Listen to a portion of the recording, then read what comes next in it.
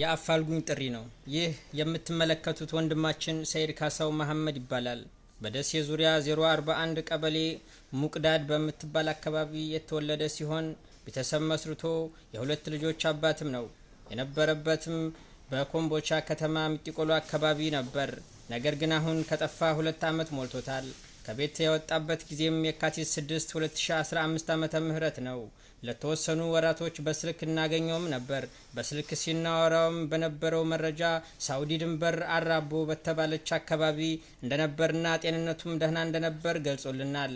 ነገር ግን ከጊዜያት በኋላ ማለትም ከ12ኛው ወር በኋላ 2015 ዓመተ ምህረት መጨረሻ ድምፁ በመጥፋቱ እናም እስካሁን ድረስ ያለበትንም ቦታ ስለማናውቅ በመሆኑም ውድ የሀገሬ ልጆች በሀገርም ውስጥ ሆናችሁ ከሀገር ውጭ ያላችሁ እህት ወንድሞቻችን ያለበትን ቦታ ካያችሁም ሆነ ከሰማችሁ ከታች ባለው ስልክ ቁጥር እንድታሳውቁን ስንል በትህትና እንገልጻለን።